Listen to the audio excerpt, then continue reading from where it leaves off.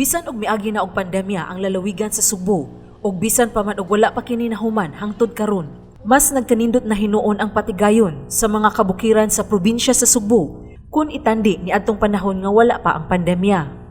Mao kini ang naobserbahan ni Department of Tourism 7 Regional Director Shalimar Tamano atol sa pagbukas sa ika-limang installment sa R Cebu Experience dito sa Robinsons Galleria ni adtong Biyernes, Mayo 21. Miuyon usab niini si Deputy Speaker o Kongresista Pablo John Garcia sa Tercero Distrito. Nagtuo sila nga tungod kini sa maayo nga liderato sa kagamhanan sa lalawigan sa Sugbo nga bisan pa man taliwa sa pandemya, nabuhi na ang patigayon og turismo sa lalawigan sa Sugbo. Matod ni Tamano, sa iyang pagsuroy sa kabukiran sa lalawigan, iyang nakita nga matag simana adunay bag-o nga cafe o restaurant ang mga bli labi na dito sa lungsod sa Balamban. So obviously the trend is people want open air restaurants.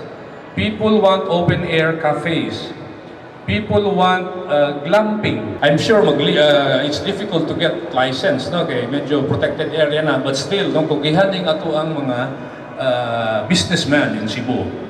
Sigon sa direktor, ang pag-abli ni Gobernador Garcia sa turismo sa lalawigan, dako og natabang sa pagbuhi sa ekonomiya sa Sugbo. According to a friend, no, sa bukid, business this year is better than pre-pandemic growth in the mountains and in some areas in the province.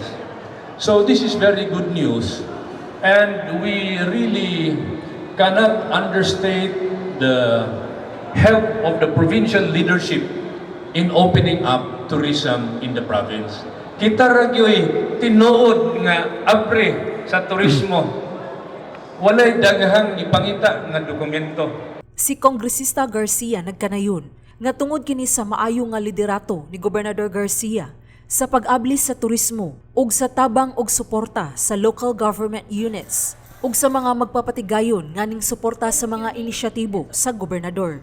Ang probinsya sa Sugbo ubos sa atong gobernador, Governor Gwen Garcia, and your leadership in the 3rd District had already been thinking about not just ayuda, but how we can get on with our lives and livelihoods. Una, ng atong gobernador, naghimo ni atong programa nga Sugbo Negosyo o sa Tercero Distrito atong gisugdan usab ang panginabuhi jud. Let us not live in fear and in doom and in gloom. Let us live with hope. Sa iyang bahin, matod ni Gobernador Garcia, ang labing dakong hagit nga iyang giatubang dili na ang pagpabuhi og balik sa kalagsik sa ekonomiya, kundili ang mga naghupot og gahom dito sa kauluhan nga gusto nila nga ang ilang gahom mooy sundon. Kini bisan og ang Sugbo nahimo na nga usa ka matinud-anon nga sugilanon sa kalampusan. Perhaps they are not happy about our success. Perhaps they are bewildered. What makes Cebu tick when the rest of the country are still mired in doom and gloom? Well, this is carried live.